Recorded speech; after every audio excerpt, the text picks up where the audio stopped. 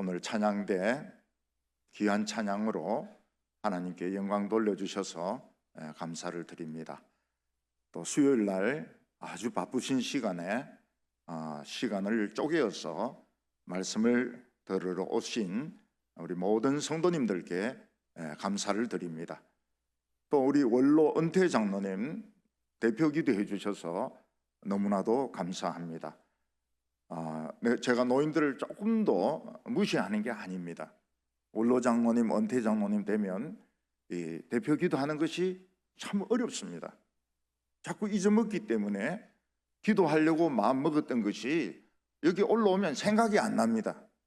근데 우리 장로님들 천재 같은 기억력으로 너무너무 기도를 은혜스럽게 잘해 주셨습니다. 한마디도 막히지 않고 참 감동적인 기도를 해주셔서 감사합니다. 우리 박성기 담임 목사님 감사합니다. 짧은 시간이지만 목회에 대해서, 설교에 대해서 저희한테 많은 것을 가르쳐 주셨고, 특히 이 명동 땅을 저 같은 촌놈은 30년, 50년 지나도 오질 못합니다. 이 명동을 어떻게 오겠습니까? 남산을 어떻게 오르겠습니까? 제가 남산에 오른 지 한 50년 넘을 겁니다. 제가 10대 때 도서관은 남산 하나밖에 없었기 때문에 남산에 도서관에 올라가서 거기서 공부하곤 했습니다. 명동성당도 들어가고요. 그 올라가면 한쪽에는 전부 점집이고 다리 밑에는 전부 장려촌이었습니다. 근데 지금 뭐 이렇게 변화된 명동 땅을 우리 성도교회에서 오라고 안 하시면 저 어떻게 오겠습니까? 정말 감사합니다. 남대문을 봐서 감사하고요, 한국은행을 봐서 감사하고요, 신세계를 봐서 감사합니다.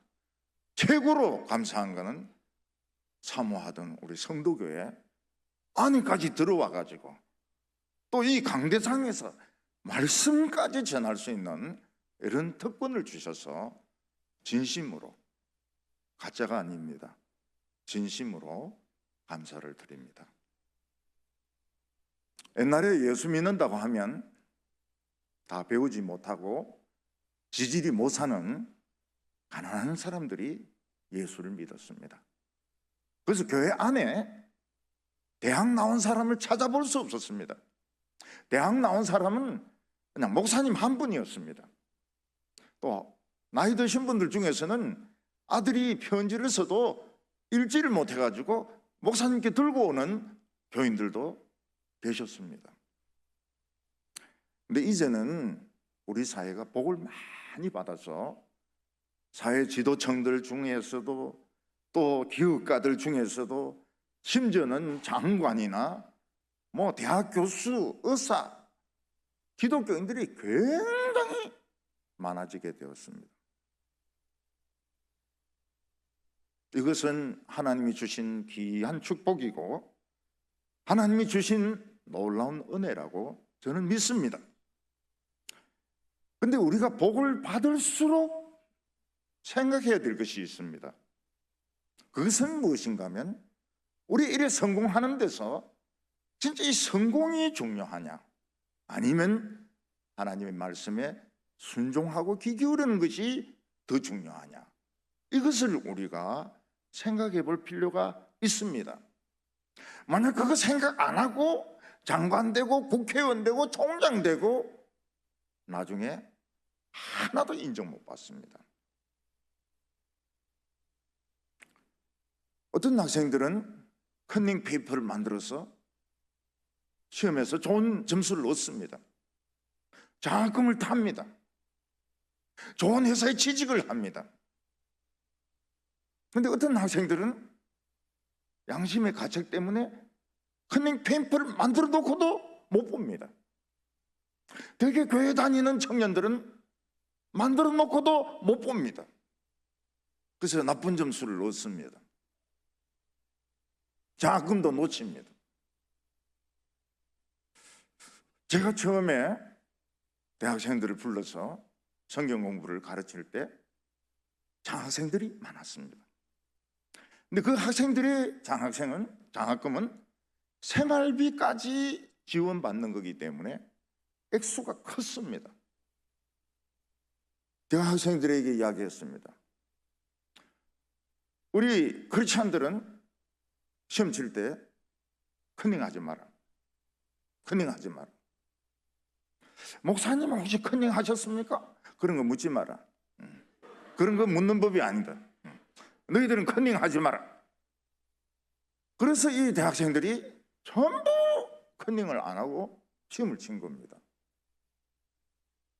사실은 서울대학교에 가보면요, 책상 위에 수많은 공식들이 적혀 있습니다.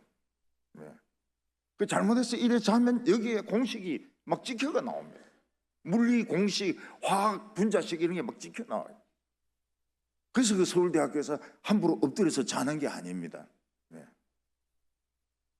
그 이 학생들이 이제 가르치는 대로 하니까 2명이 장학금을 떨어지게 되었습니다. 다른 애들은 페이퍼를 가지고 시험을 치는데 실력을 가지고 하려니까 기억이 안 나는 거예요. 2명이 장학금을 못 받게 되었습니다.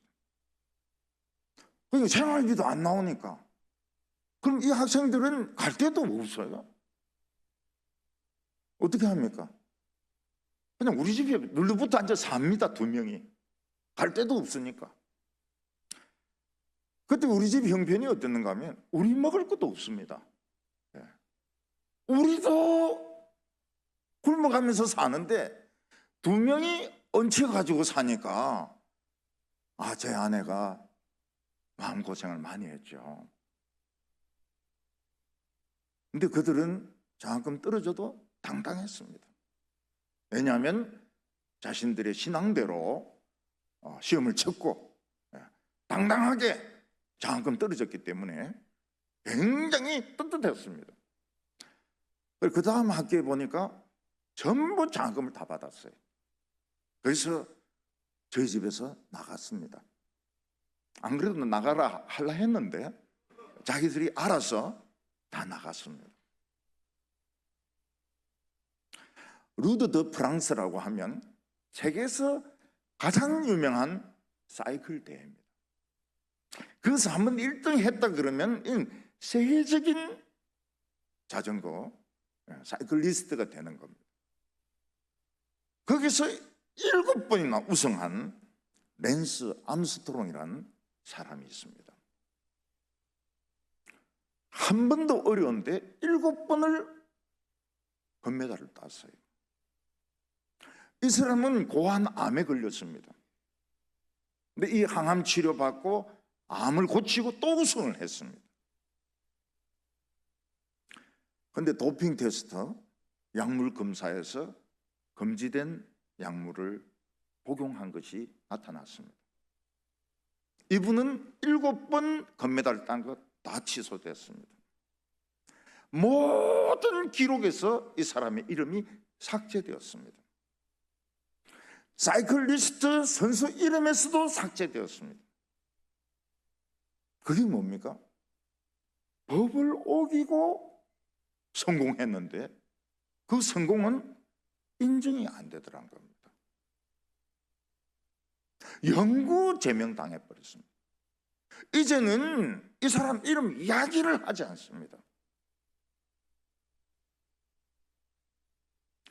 최고로 영광스러운 우승자가 최고로 비참한 실패자가 된 겁니다. 미국의 체조계는 참 금메달리스트들이 많이 나왔습니다. 그리고 그 금메달리스트들을 치료하고 돌보는 주치의가 있었습니다. 레리 나사르라고 하는 이런 주치의는 한 20년 이상을 체조 선수들의 주치의를 맡았습니다. 금메달 받은 사람들이 수두룩합니다. 그런데 이 의사는 그 체조하는 아이들이 15, 16 이렇거든요. 예. 늙으면 이 체조가 안 됩니다. 30 넘으면 체조가 안 돼.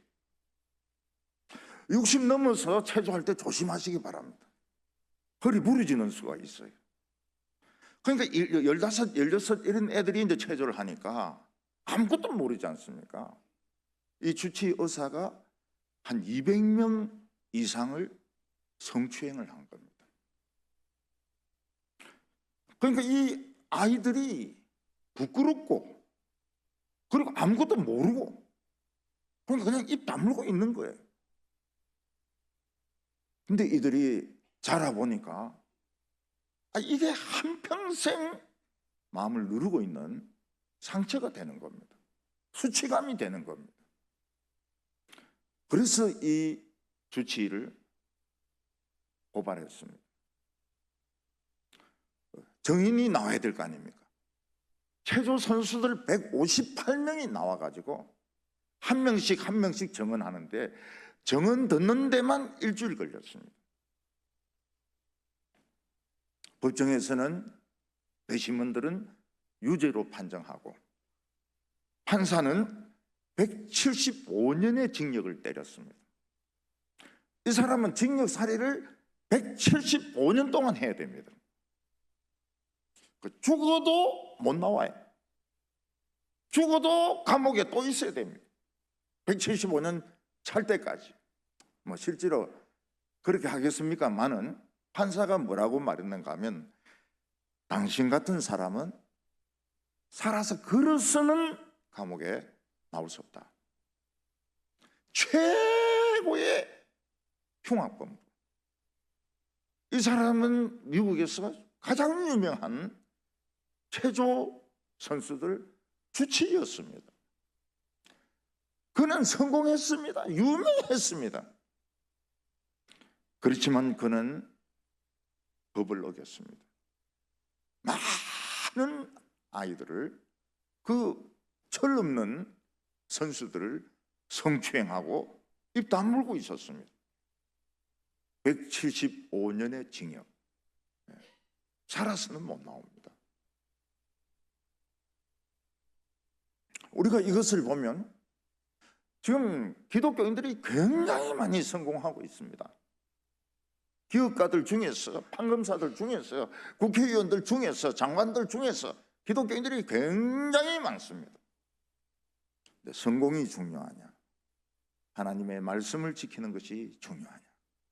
이거는 우리가 반드시 짚고 넘어가야 될 문제인 겁니다. 그렇지 않으면 아무리 장관을 하고 국회의원을 하고 총장을 해도 흉악한 범죄자로 175년이 아니고 영원히 만년, 100만 년을 지옥에 갇히게 되는 겁니다. 우리가 하나님의 계명을 완전히 지킬 수 있을까요? 살인하지 말라. 살인하기는 참 어렵습니다. 도둑질하지 말라. 도둑질을 하는 것은 크리스찬들이 쉽지가 않습니다. 탐내지 말라. 탐 안 내는 사람 있습니까? 탐 안 내는 사람은 없습니다.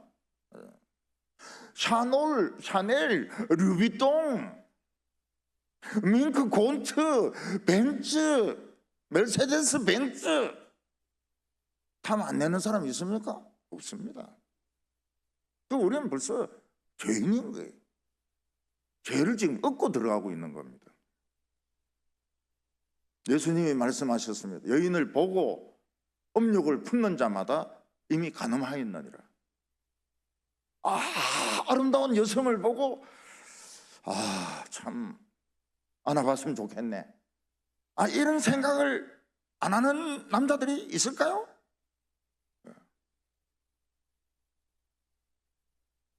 예수님은 옳은 눈이 너를 범죄하거든 빼버리라고 했습니다. 근데 놀라운 것은 예수님의 제자들 중에서 옳은 눈을 뺀 제자는 한 명도 없다는 겁니다. 제자들이 똑똑하기 때문이죠. 예수님 말씀대로 살면 우리 다 죽는다는 걸 아니까요. 전에 교회에서 어떤 설교를 제일 싫어하는 분이 계셨습니다. 그분은 무슨 설교를 싫어하는가 하면 부자가 천국 가는 것이 낙타가 바늘구멍 들어가는 것보다 더 어렵다. 이 설교를 하면 이분은 너무너무 싫어요. 왜냐하면 가난한 데서 부자가 됐거든. 예수님은 형제에 대해서 화내는 자마다 지옥에 들어갈 거라고 말했습니다. 저희들은 맨날 화를 냅니다. 맨날 화를 내요. 교회에서도 화를 내고, 직장에서도 화를 내고, 지하철에서도 화를 내고.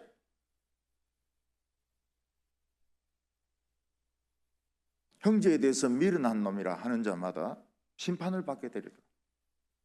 우리는 늘 이 바보, 멍청한 놈, 미련한 놈, 내 말고는 다 욕 얼마나 많이 합니까? 심판을 받게 되리라. 우리나라는 무슨 공화국입니까? 민주공화국 아닙니다. 우리나라는 우울증 공화국입니다. 3명 중에 1명은 무조건 우울증 환자입니다.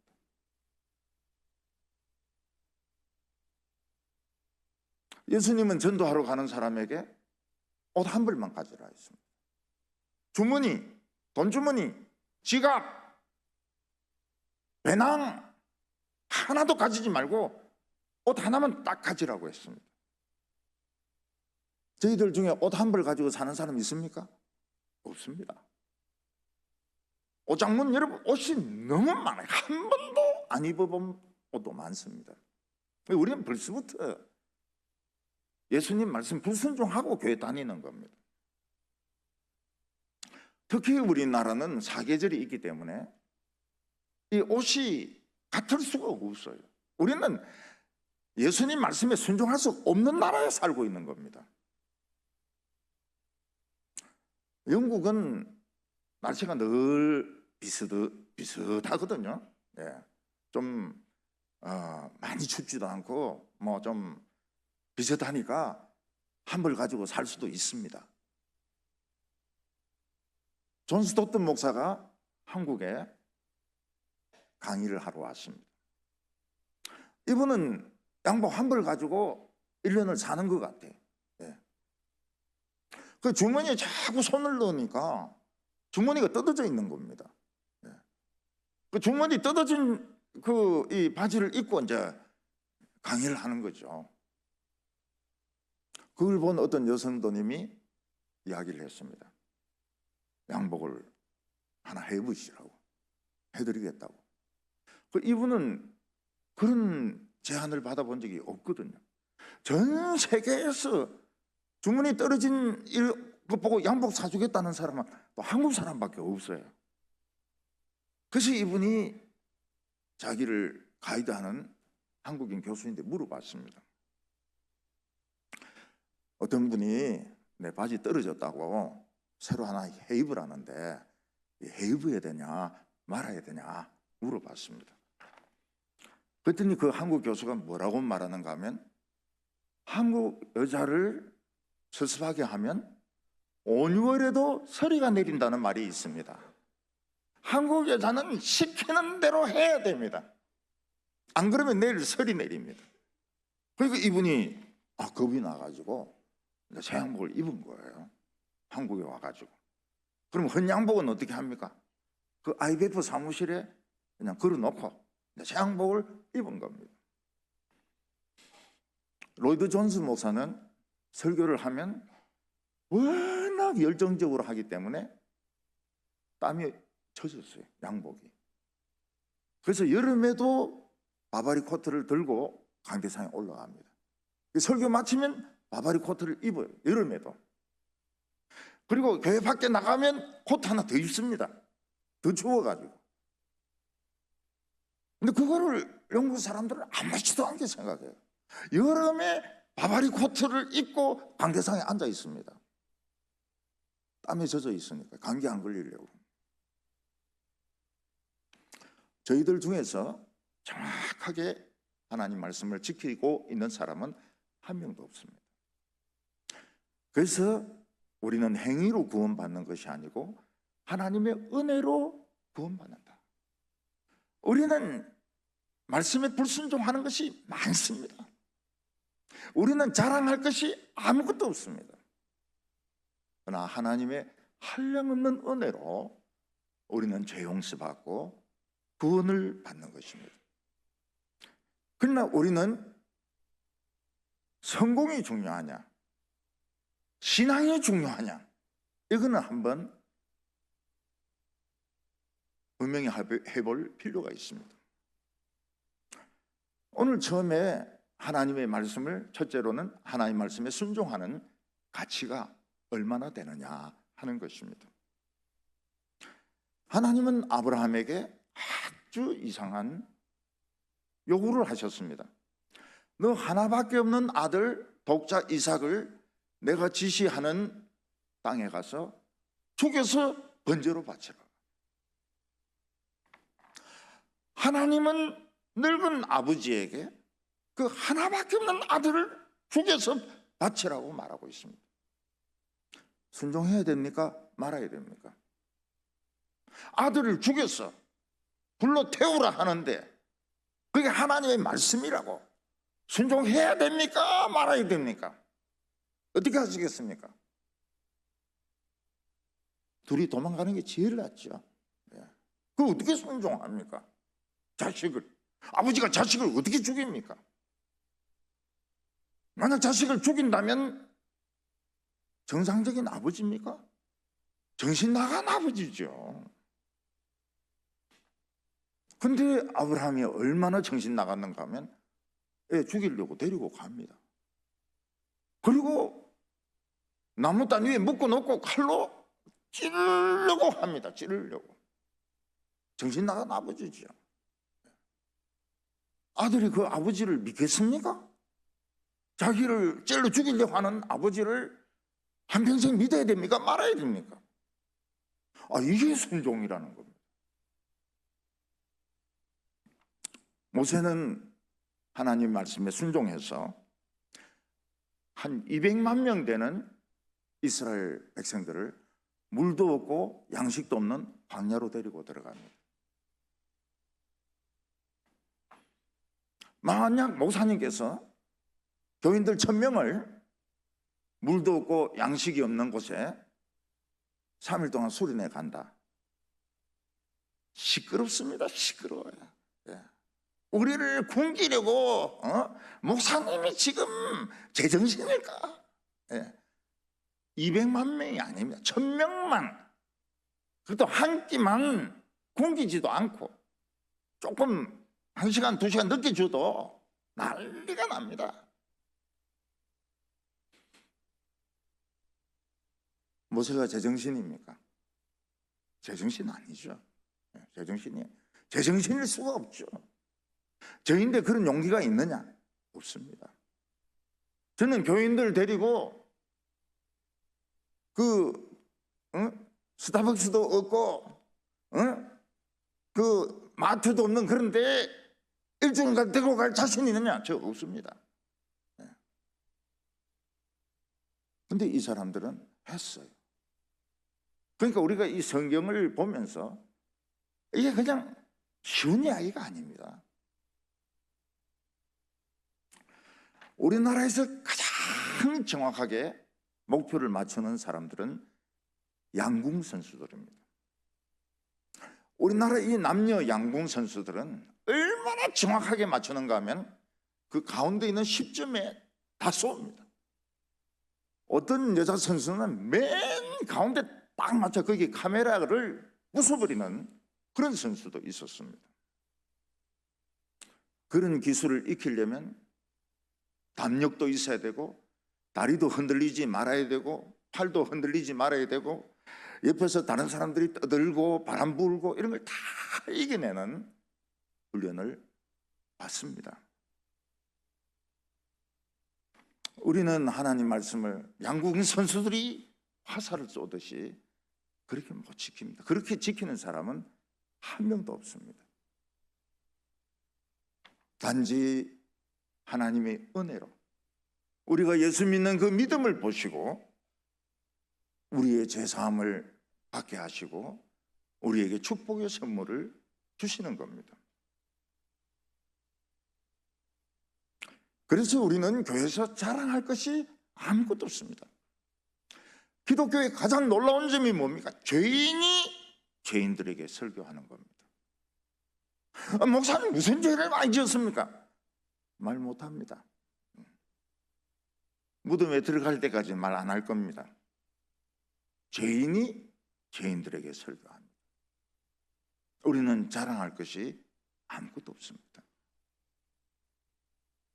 그렇지만 우리는 예수 믿으면서 욕심이 생깁니다. 하나님의 말씀은 맨날 똑같고 시시하고 막 그저 그런 것 같고 세상의 성공과 영광과 감투와 명예는 너무 멋있어 보이는 겁니다. 교회에서도 보면 할머니들이 화장실 갈 때 장로님들이 루비통 가방 들고 있습니다. 지나가면서 봐요. 아, 이 할머니가 루비통 가방 들고 다니는구나.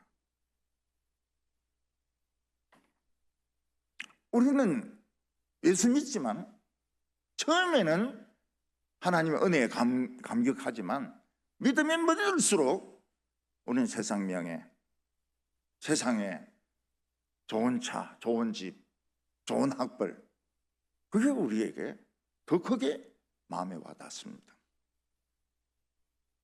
예수님은 하나님의 아들이지만 40일을 광야에서 굶었습니다. 그때 마귀가 뭐라고 시험합니까? 너가 하나님의 아들이면 이 돌들로 떡을 만들어 먹어라. 그때 예수님이 뭐라고 말씀하십니까? 사람이 떡으로만 살 것이 아니요 하나님의 입에서 나오는 모든 말씀으로 살 것이니라. 사람이 세상 사람들 말하지 않습니다. 우리 믿는 사람들은 떡으로 안 산다는 거예요. 하나님의 입에서 나오는 모든 말씀으로. 지금 우리 듣는 것은 전부 하나님의 말씀입니다. 우리 이 말씀 먹고 사는 겁니다. 이 말씀 먹고 지금 살 수 있습니까? 오늘 저녁에 식사 안 하셨는데 설교 참 배부르다 그런 사람 있습니까? 근데 말씀으로 산다는 거예요. 이게 미스테리입니다. 기독교는 예수 믿으면 천당 간다. 맞아요. 그게 전부가 아닙니다. 기독교 안에 미스테리가 많이 들어 있습니다. 그 미스테리를 하나씩 풀어가면서 우리의 신앙이 깊어지고 풍성해지는 겁니다. 그 첫 번째 미스테리가 사람이 떡으로만 살 것이 아니요 하나님의 입에서 나오는 말씀으로 살 것이니라. 하나님의 말씀이 어떻게 양식이 됩니까? 염소는 종이를 뜯어먹습니다. 우리가 염소입니까? 아니거든요. 하나님의 말씀을 양식으로 생각하면, 다시 말해서 하나님의 말씀을 먹고 굶어 죽을 각오를 할 때 성경이 살아납니다. 기도가 응답이 됩니다. 부흥이 일어납니다. 이게 첫 번째 미스테리를 푸는 비결입니다. 그 경험 안 해보면 몰라요. 안 굶어보면 모릅니다. 이 첫 번째 미스테리입니다. 그러니까 기독교 안에는 보석도 많지만 미스테리도 많이 있습니다.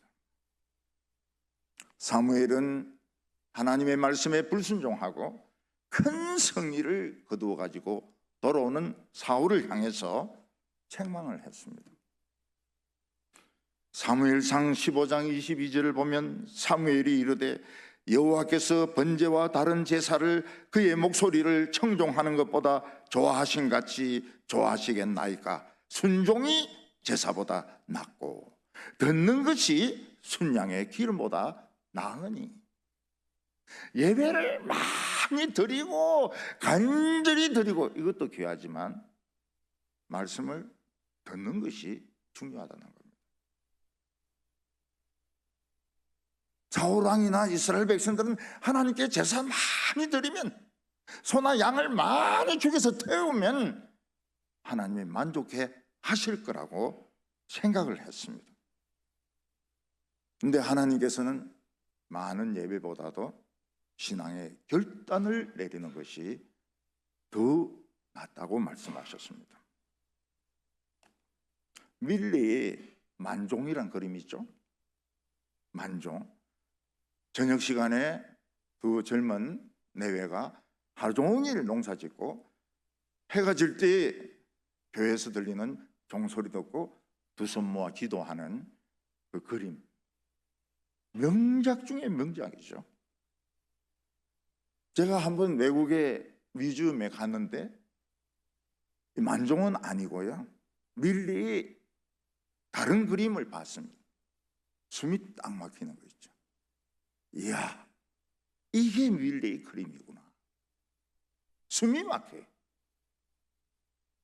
근데 거기에 유리도 안 씌워놓고 철조망도 없고 그냥 그림이 그냥 가까이 가서 볼 수 있는 거예요. 그 가까이 가서 보니까 사진을 찍고 싶어. 그래서 사진을 딱 찍으니까 플래시가 탁 터지는 거예요. 그 옆에 지키는 흑인이 오더만 No 프레시. 프레시 찍지 말라는 거예요. I'm sorry. 안 찍는다.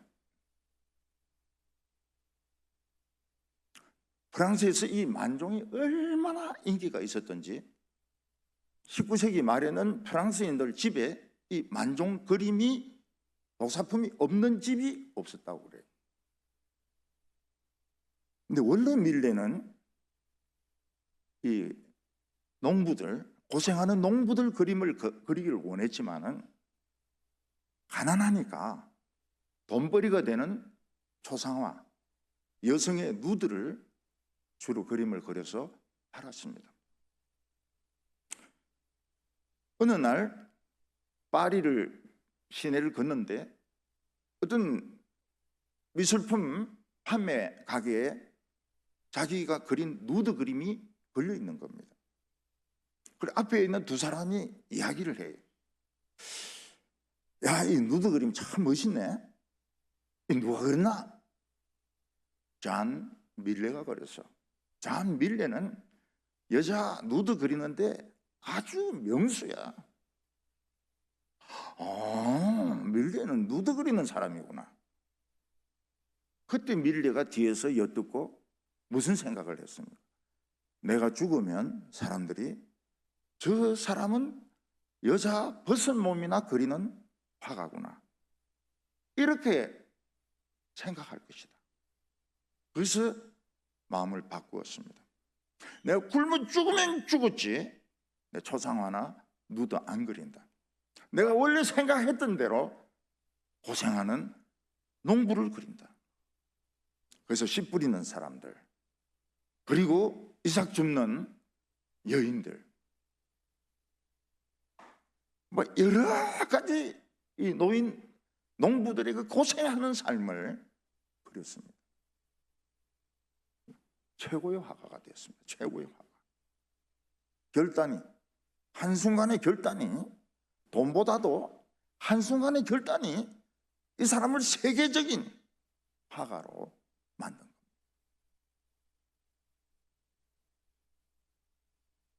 음악가 핸델은 독일 사람입니다. 영국에 와서 오페라 활동을 했습니다. 그런데 이 오페라의 인기가 좀 시들해지면서 핸델의 오페라는 다 망했습니다. 핸델은 알거지가 됐습니다. 핸델은 두 번 하트 어택, 심장 발작을 겪었습니다. 사람들은 담벼락에 핸델은 끝났다, 이런 낙서를 페인트로 칠했습니다. 핸델은 진짜 자기 인생은 끝났다고 생각했습니다. 오페라와 함께 내 인생은 끝났다. 그런데 어느 날 아일랜드 더블린에 있는 구제하는 사람들이 연락을 했습니다. 이번 성탄절에 가난한 사람들 구제하려고 음악회를 열고 싶은데 당신이 작곡을 좀 해주시오. 그러면서 이 오페라타는 오페라하고 달리 이 성악가가 나와서 솔로가 부르고 합창이 부르고 오케스트라 연주하는 그런 스타일이 오페라타입니다. 오페라 같이 연극으로 편지 왔소, 왜 왔냐 이렇게 안 합니다. 달라요. 이 사람이 그 가사를 봅니다. 평신도가 썼어요. 전부가 성경입니다. 전부가 예수님입니다. 딱 중간에 보니까 주님은 고난당하시고 그의 머리털 뽑히시고 침뱉음을 당하셨네요. 내구나. 이건 내구나. 그래서 핸델은 그날부터 잠도 안 자고 먹는 것도 제대로 안 먹고 한 23일 동안 미친 듯이 52곡을 씁니다. 그게 메시아입니다. 메시아. 그리고 더블린에서 처음 공연할 때 자기가 직접 지휘를 합니다. 왕이 일어납니다. 할렐루야 할 때 왕이 일어납니다. 그 사람들이 다 일어납니다. 왕을 이렇게 세운 노래가 할렐루야입니다. 요새도 우리 일어나지 않습니까? 할렐루야 할 때 일어나야 돼. 44번 할렐루야 할 땐 다 일어나거든요. 저는 이 메시아를 전 세계적인 합창단이 부른 메시아를 300번 이상 들었습니다. 한 곡이 2시간 20분입니다. 그럼 2시간 20분짜리를 300번 들으려면 시간이 얼마나 많이 걸린지 몰라요. 영어로 외웁니다. 영어로 외워 메시아를. 울었습니다. 메시아의 그 위대하심. 이 세상에서 최고로 위대한 음악은 핸델의 메시아다. 그래서 제가 은퇴한 동부교에서는 14년 동안 1년에 한 번씩 메시아 전곡을 연주합니다. 그때 외국인들 옵니다. 중도 옵니다.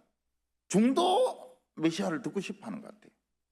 외국인도 오고 중도 오고 그 시골에 있는 의성 이런 군이 이런 데는 목회자들 교인들 막 옵니다. 메시아들을 14년 동안 메시아를 우리는 들었습니다. 그래서 제가 교인들인데 공포를 했습니다. 핸델은 우리 교인이다. 내가 등록시켰다고. 핸델은 우리 동부교회 교인이다. 그러니까 교인들이 굉장히 좋아하죠. 핸델하고 같은 교회 다니니까요. 하나님은 그동안 하나님 말씀에 순종한 사울에게 큰 축복을 주시려고 생각합니다. 그게 뭔가 하면 수백 년 동안 이스라엘의 원수가 되었던 아말렉을 진멸하는 것입니다. 근데 여기는 조건이 있습니다. 거기에 있는 양과 소와 염소 한 마리 남기지 말고 다 죽이고, 사람도 왕으로부터 시작해서 어린이, 여성들, 처녀들 싹 다 죽이는 것이 조건이었습니다. 이거는 굉장한 명예입니다. 모세도 못했습니다. 여호수아도 못했습니다. 이 엄청난 축복을 사울에게 주시려는 거예요.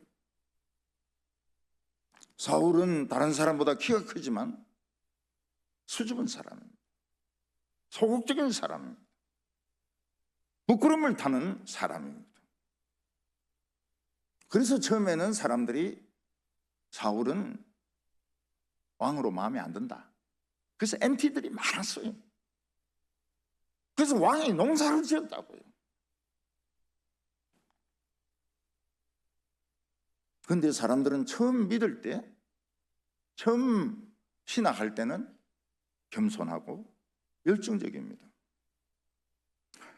그러나 똑같은 일을 반복하면서 시간이 많이 지나면 지날수록 자기도 모르게 신앙이 경직이 되고 자기 명예나 육체의 쾌락이나 직분을 더 좋아하게 됩니다. 박물관에 가보면 오래된 박제가 된 독수리, 멧돼지, 호랑이 이런 짐승들이 있으면 꼭 살아있는 것 같아요. 진짜 살아있는 것 같아요. 덤벼들 것 같아요. 그러나 죽었습니다. 그 안에 생명이 없어요. 안에 보면 뭐 지푸라기 같은 것들 그런 게 들어있습니다. 종교개혁이 왜 일어납니까? 죽었기 때문에. 너무 멋지죠. 부교가 너무 멋지죠. 사제 옷을 입고 종을 땡땡 치고 향불 피우고 너무너무 멋있죠. 박제된 호랑이고 독수리입니다. 오늘 우리 개신교 신앙도 마찬가지입니다. 처음에는 열정적입니다. 겸손합니다. 부끄러움을 탑니다. 오래 믿으면 믿을수록 신앙이 점점 경직이 됩니다. 믿음 경륜을 자랑합니다. 직분을 자랑합니다. 그래서 오래 믿으면 믿을수록 신앙이 좋아지는 게 아닙니다. 신앙이 굳어집니다. 막제가 됩니다. 우리 개신교도 요거 해결 못하면 죽습니다. 형식주의 그리고 위선주의 요거 해결을 못하면 지금 우리 개신교도 천주교하고 똑같아집니다. 박제가 돼버려요. 유대교 박제된 종교입니다. 그들은 하나님의 말씀을 사랑하는 것 같습니다. 안 읽습니다. 성경 안 읽어요. 성경을 들고 다니지 않습니다. 무거우니까요. 옛날에는 그래도 교인들이 양심이 있어가지고요, 성경책 가지고 다니고 또 직장에서 술집에 오라 그러면은 성경을 신문지에 싸가지라도 갔거든요. 요즘 안 가지고 다닙니다. 자기 체면, 교회 일을 하는데 자기 체면, 교회 돈 가지고 자기 체면을 내는 거예요. 자기 돈 절대 안 씁니다.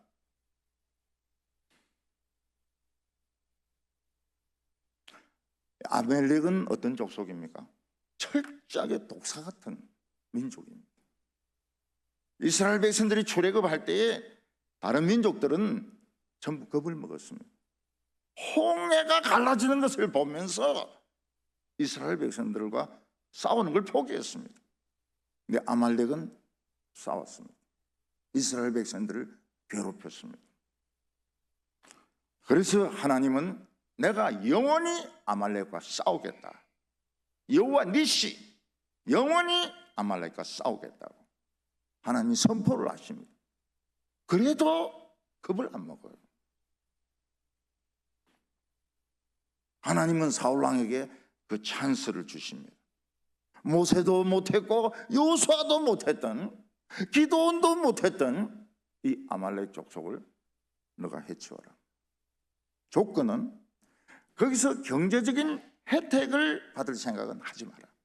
소, 양, 염소 싹 다 죽인다는 것은 전리품이 없는 겁니다. 거기서 모든 사람, 모든 왕 다 죽이는 것은 명예를 못하는 겁니다. 그냥 순종만 하라는 겁니다. 순종이 최고의 명예였습니다. 하나님은 왜 이방인들을 칠 때 여자들까지, 어린이들까지 죽이라고 하시는 거예요? 왜 하나님은 그렇게 잔인하신가? 하나님은 아말렉 자손들에게 300년의 기간을 주었습니다. 하나도 안 변해요. 어른이나 여자나 어린이나 똑같습니다. 제가 산에서 살무사 새끼를 봤습니다. 태어난 지 얼마 안 돼요. 이 살모사 새끼는 저를 겁을 안 냅니다. 왜냐하면 사람을 처음 보니까요. 그래서 고개를 내가지고 저를 많이 쳐다봐요. 저하고 놀려고. 놀려고. 아무것도 모르니까요. 그 살모사 새끼하고 놀아야 됩니까? 말아야 됩니까? 예. 제가 죽이지는 못하겠더라고요. 예. 지금 뭐 세상을 알면 얼마나 압니까? 그래도 독이 있습니다. 새끼라도 독이 있습니다. 그래서 제가 가라! 가라! 이러니까 가요. 가라니까 갑니다. 예. 아말렉은 애들부터 시작해가지고 노인들까지 전부 독사들입니다. 그래서 하나님이 진멸하라고 하신 겁니다. 그 대신에 사울은 성공의 대가를 포기해야 됩니다. 거기서 양이나 소 한 마리도 그게 현찰이거든요. 옛날에는 가축이 현찰입니다. 현찰을 다 태워야 되는 겁니다. 거기에 왕이나 뭐 귀족들 싹 다 죽여야 됩니다. 옛날에는 적국의 왕이나 귀족들 잡아서 끌고 온 건 진짜 명예입니다. 정말로 그거는 명예 중에 명예였습니다. 하나님께서는 재물을 포기해라, 명예를 포기하라, 말씀에 순종하는 것이 최고의 축복이다. 그게 쉬울까요? 우리가 눈앞에 돈을 보면서, 명예를 보면서, 출세를 보면서 그 포기하고 하나님 말씀에 순종합니다. 그게 쉬운 일일까요? 멍청한 짓 아닙니까? 멍청한 짓입니다. 여러분, 가수는 수천 명이 모인 앞에서 노래를 부릅니다. 노래를 똑같은 노래를 부릅니다. 그렇지만 항상 흥이 있게 노래를 불러야 됩니다. 그게 됩니까? 마약을 먹는 거예요. 노래 부를 때마다 흥분해야 되니까. 사람들이 박수 칩니다. 박수 막 쳐요. 돈은 수억 원을 받습니다. 집에 오면 혼자입니다. 집에서는 아무도 박수 안 쳐요. 너무 외로운 거예요. 자살합니다. 가수들 유명하면 유명할수록 그 외로움을 이기지 못해요. 사람의 박수, 돈으로 안 되는 것이 외로움입니다.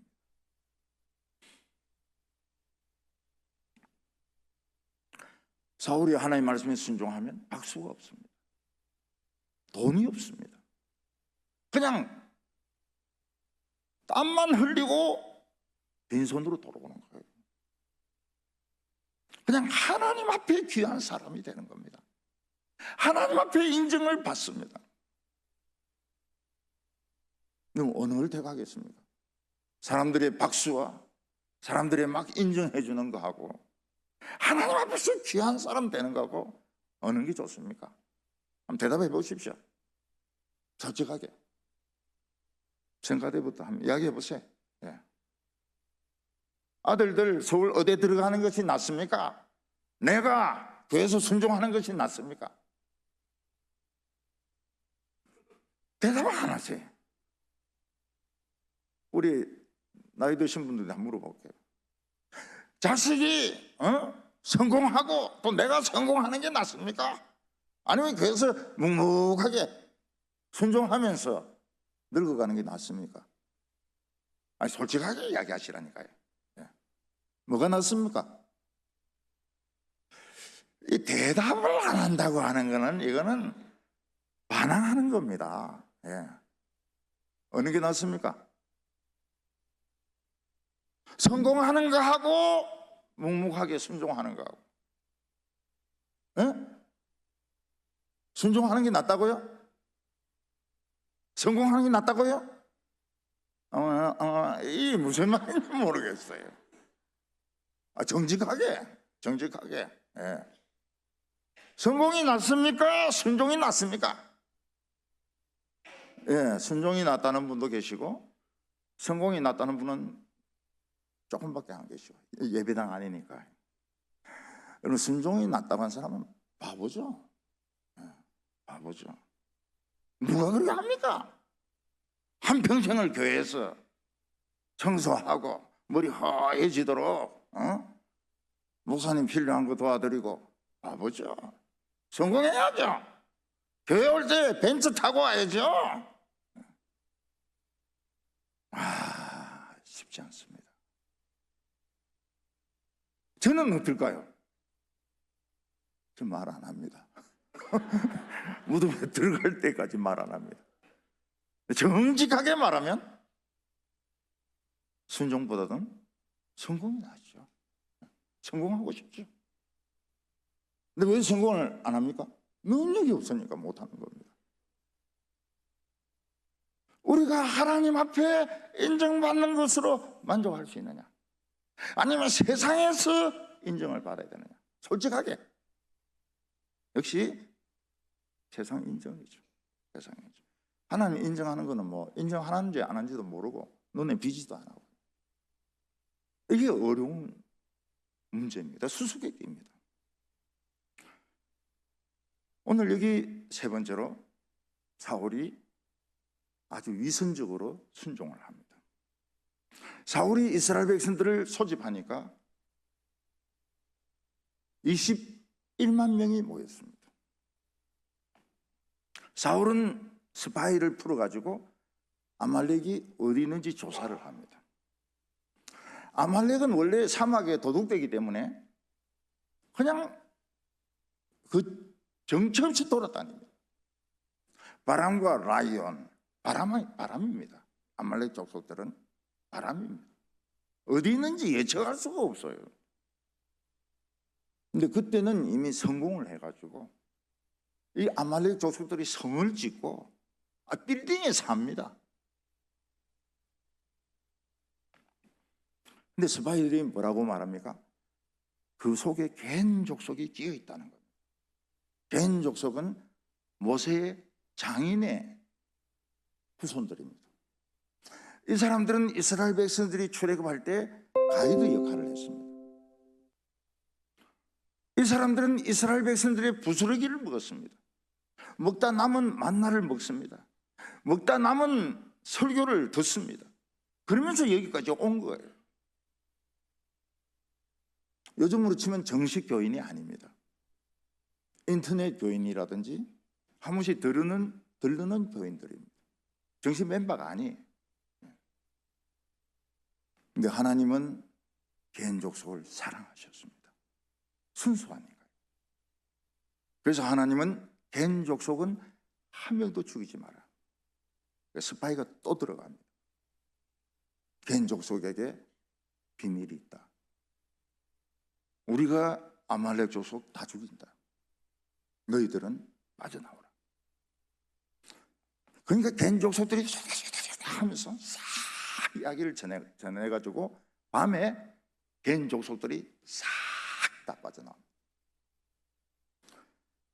워낙 아말렉 족속들이 사막에서 도망을 잘 치기 때문에 사울은 포위를 몇 겹으로 합니다. 몇 겹으로 포위를 합니다. 포위 뚫어도 또 걸리고 포위 뚫어도 또 걸리도록 몇 겹의 포위를 합니다. 그리고 공격을 했습니다. 아말렉 족속들은 예측을 못하고 있다가 습격을 당하니까 막 미친 듯이 포위망을 뚫고 나갑니다. 또 포위망이 있습니다. 또 뚫고 나가면 또 포위망이 있습니다. 또 뚫고 나가면 또 포위망이 있습니다. 전부 다 죽습니다. 싹 다 죽습니다. 이걸 보면 사울이 얼마나 전략이 뛰어난가 하는 걸 알 수 있습니다. 수백 년 동안 편안하게 있던 원수들을 사울이 갚습니다. 큰 명예죠. 들판은 전부 아말렉 사람들의 시체로 널려 있습니다.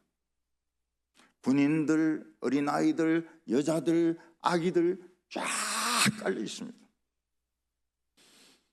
성경에 보면 하윌라부터 술까지 아말렉 사람들의 시체가 쫙 깔렸다고 말하고 있습니다.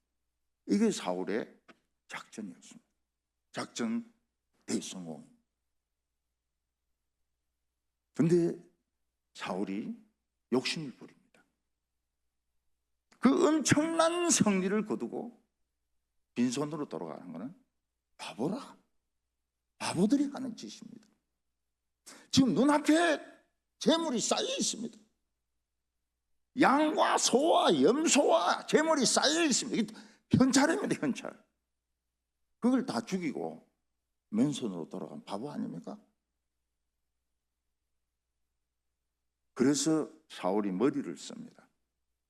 이쪽 말란 거 병든 거는 다 죽입니다. 그리고 토실토실하고 정말 이 발육이 잘 된 것들은, 시장에 가면 그냥 바로 팔릴 것들은 안 죽입니다.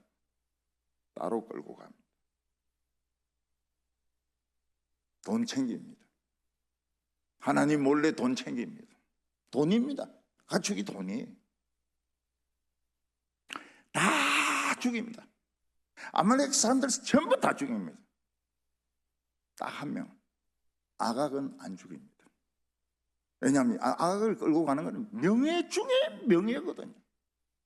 사울은 영웅이 되는 겁니다. 아각은 묶어가지고 끌고 갑니다. 사울은 하나님 명령에 한 몇 % 순종했을까요? 우리 생각에 한 90%, 85% 정도 성공했다고 볼 수 있습니다. 순종했다고 볼 수 있습니다. 여러분, 그 정도 순종하면 잘한 거지요. 아니, 하나님의 말씀에 순종 안 하는 사람도 수두룩한데 한 85% 정도 순종했으면 순종 다 한 거 아닙니까? 차라리 100% 순종하는 것이 바보 아닙니까? 뻔히 돈 보면서 다 찢어버리고 불로 태워버리고, 엄청난 명예가 있는데 죽여버리고, 그게 바보 아닙니까? 하나님 말씀에 순종하는 것이 어리석은 짓 아닙니까? 사울은 하나님 말씀에 100% 순종하기에는 너무 똑똑한 사람인 거예요.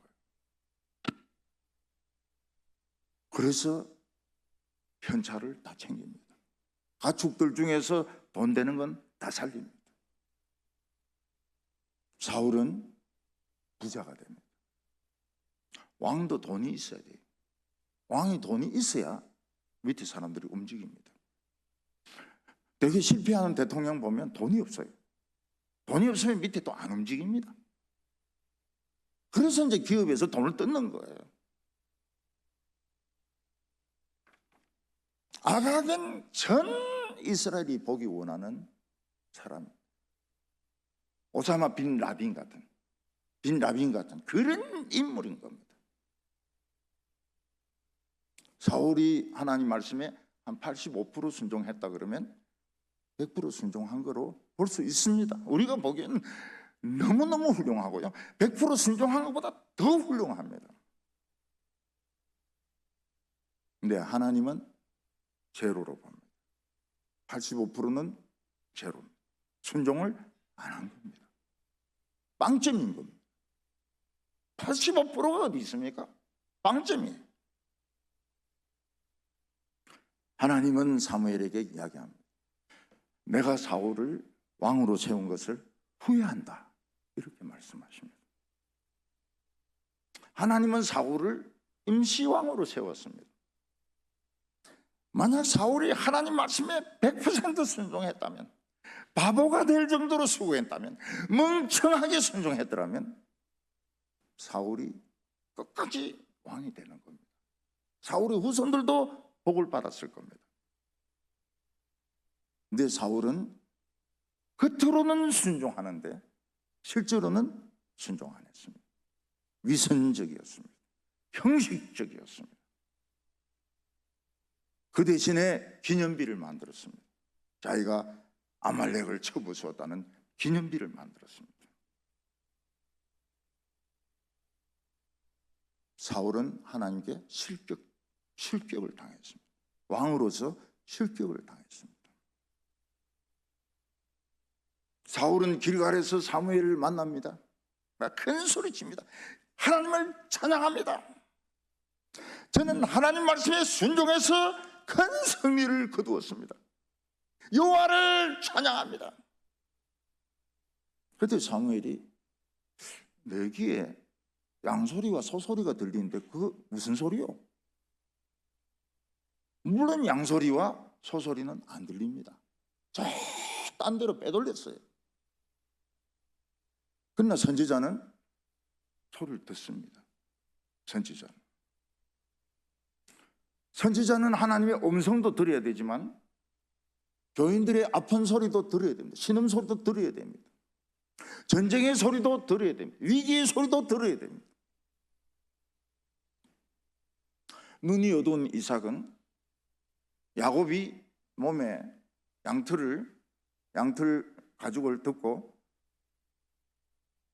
애쓰라 하면서 오니까 손을 잡아봅니다.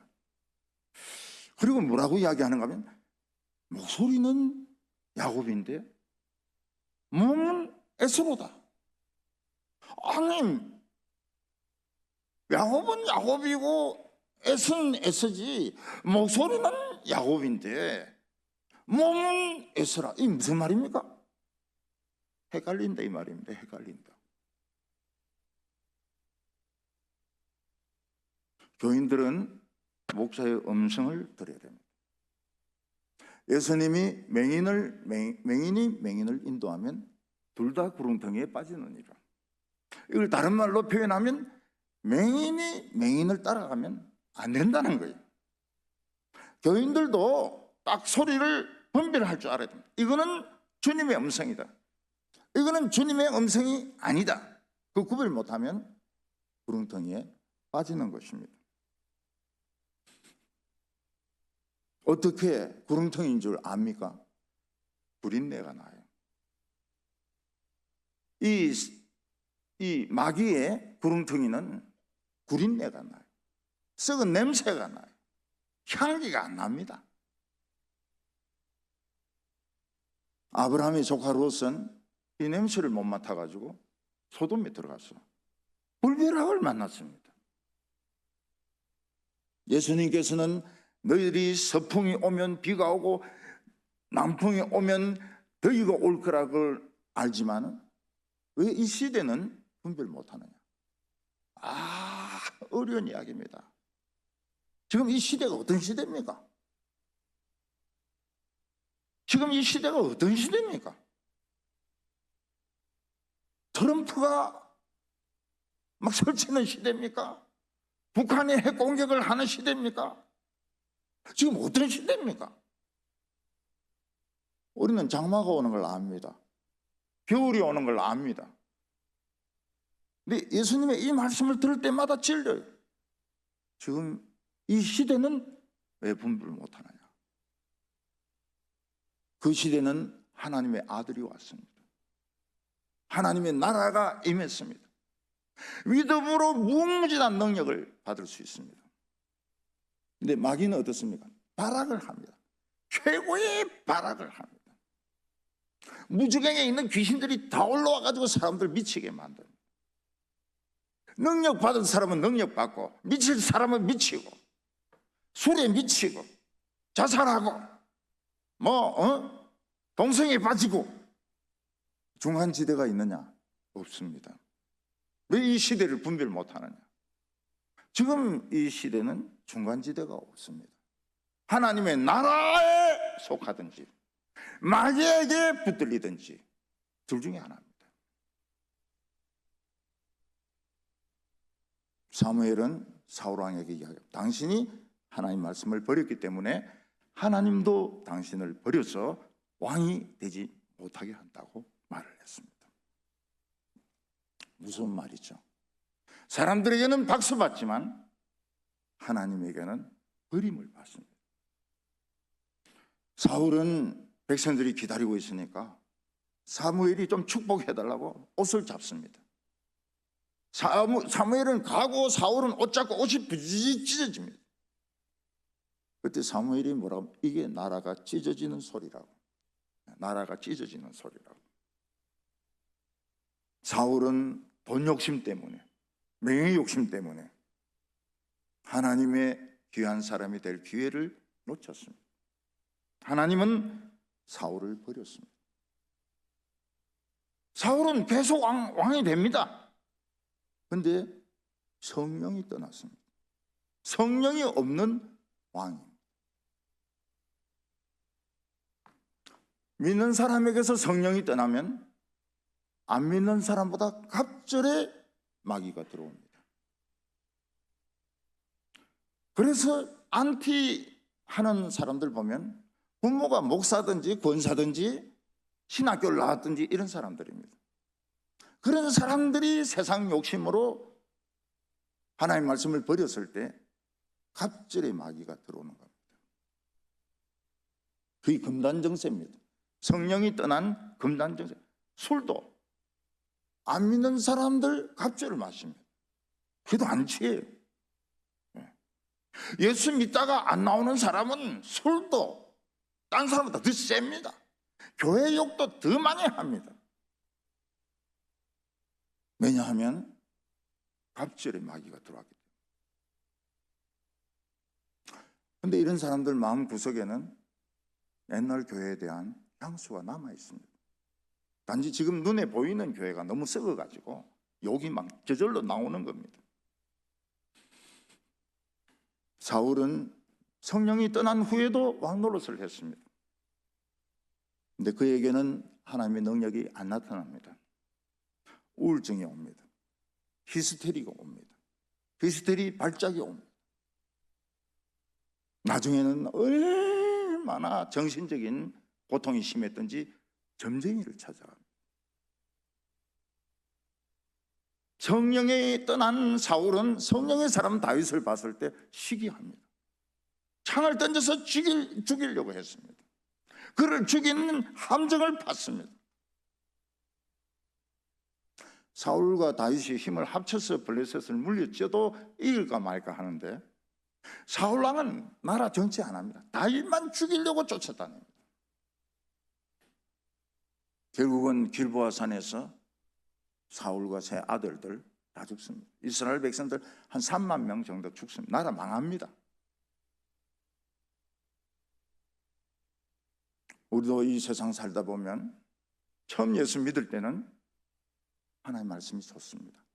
그러나 믿으면 믿을수록 기쁨이 올라가면 올라갈수록 위선적이 됩니다. 형식적이 됩니다.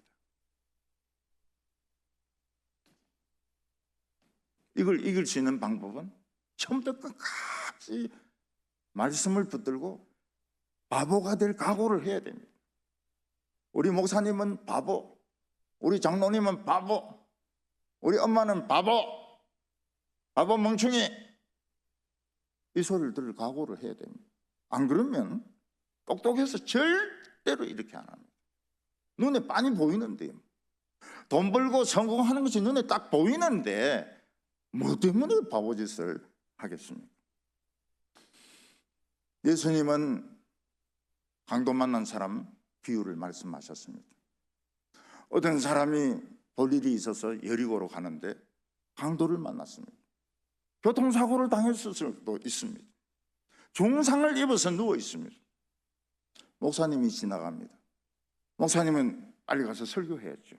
못 보고 그냥 못 본 채 하고 가버립니다. 장모님이 지나갑니다. 오늘 대표기도 해야죠. 못 본 채 하고 빨리 갑니다. 대표기도 해야 되니까요. 집사님이 지나갑니다. 내가 오늘 안내 당번인데 지나갑니다. 초신자가 봤습니다. 초신자가 보고 불쌍한 거예요. 이 사람은 설교도 없고 대표기도도 없고 안내 당번도 아니고 이러니까 예배 빠집니다. 붕대 감아주고 약 발라주고 나귀에 실어가지고 자기 나귀로 요즘으로 말하면 병원 응급실에 데려다 줍니다. 오래전에 제가 해군 중위였습니다. 해군 중위. 중위가 굉장히 무섭습니다. 바풀떼기 2개 이게 얼마나 무서운지 몰라요. 그래서 저는 따로 방을 얻어가지고 좀 먼 데 살았습니다. 근데 그 집이 좀 낡은 집이 돼가지고 연탄 가스가 셌어요. 우리 아기가 1살인가 그런데 감기와 연탄가스 중독이 같이 온 거예요. 그 애가 경기를 일으키는데 제가 경기 무서운 걸 그때 처음 봤습니다. 애가 막 병직이 되면서 막 경기를 일으키는데 이래서 내성마비가 오는구나. 이래서 장애가 오는구나. 제 아내도 연탄가스에 취해가지고 몸을 가누지를 못합니다. 그날 눈이 얼마나 온지 이 무릎까지 눈이 푹푹 빠집니다. 제가 애를 한 손에 안고 한 손엔 아내를 붙들고 차가 다니는 길까지 갑니다. 차가 있습니까? 눈이 그리 온데 차가 있습니까? 자가용 한 대 딱 와서 섭니다. 어디 가십니까? 병원 응급실에 가야 됩니다. 타십시오. 그래서 애하고 집사람하고 태우고 하나님 감사합니다. 그리고 병원 응급실로 달렸습니다. 하나님 감사합니다. 이걸 운전자가 들은 거예요. 저도 교회 갑니다. 이야, 저는 영원히 잊을 수가 없어요. 저도 교회 갑니다. 우리 애는 병원에 가가지고 다 치료가 됐습니다. 제 아내도 다 치료가 됐습니다. 근데 이름 모르는 그 사마리아 사람은 제 마음속에 항상 살아 있습니다. 나도 교회 나갑니다. 이름도 못 물어봤어요. 어느 교회인지도 못 물어봤습니다. 아파트에 불이 났습니다. 한 청년이 빠져나왔습니다. 자기는 살았어요. 근데 새벽 1시, 2시인데 다 자고 있는 거예요. 이 청년이 도로 들어가서 막 집마다 두들겨서 깨웁니다. 불이야 하고 깨웁니다. 다 깨웠습니다. 자기는 연기 마셔가지고 구석에 처박혀서 죽었습니다.